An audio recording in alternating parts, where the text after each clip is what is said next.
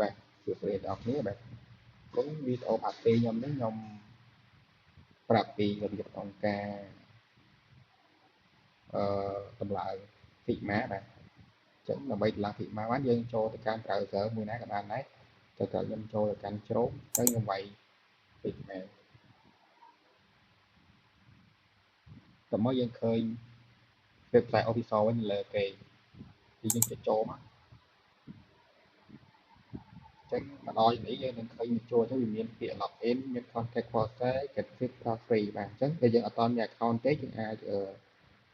បង្កើត account មួយសិនបាទអញ្ចឹង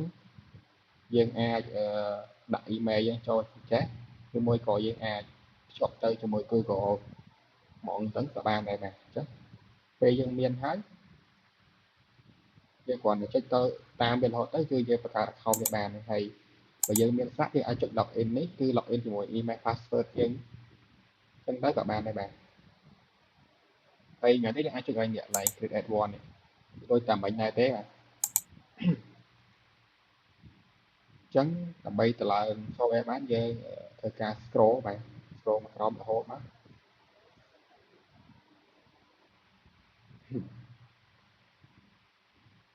នេះតែពេលយើង scroll មកក្រោមយើងនឹងឃើញពាក្យមួយខាងក្រោមគេថា download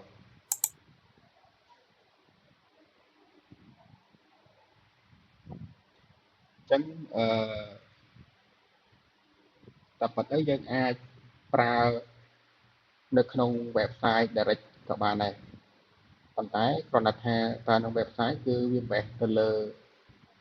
អ៊ីនធឺណិតរបស់យើងបានដើរយឺតហើយទៅហើយនៅពេលដែលយើងបង្កើត project មួយក៏ធ្វើ design មួយចឹងទៅវាអាចនឹងវាយូរបន្តិចព្រោះតែអ៊ីនធឺណិតយើងវាអាច render រូបភាពអីស្អីយូរចឹងបាទអញ្ចឹងសម្រាប់ខ្ញុំ recommend ឲ្យ download ជា software មកវិញបាទគឺវា smooth ជាងវាស្រួលប្រើជាងបាទអញ្ចឹងយើងមើលកន្លែងពាក្យថា desktop app ចឹងនៅក្នុង desktop app ហ្នឹងគឺវាមាននេះបាទសម្រាប់ macOS Windows បាទចឹងអាក្រោម2ខ្ញុំសូមអត់និយាយទេខ្ញុំនិយាយតែអា2លើនេះបាទតែគេនិយមប្រើជាងគេណាហើយបើកុំព្យូទ័របើអស់គ្នាប្រើ Mac ចុចនេះមកគឺវាធ្វើការ download ហើយបើ Windows ចុចឡើយនេះមកគឺធ្វើការ download វិញចឹងវីដេអូក្នុងការយកតម្លៃរបស់ខ្ញុំមានតែប៉ុណ្្នឹងទេ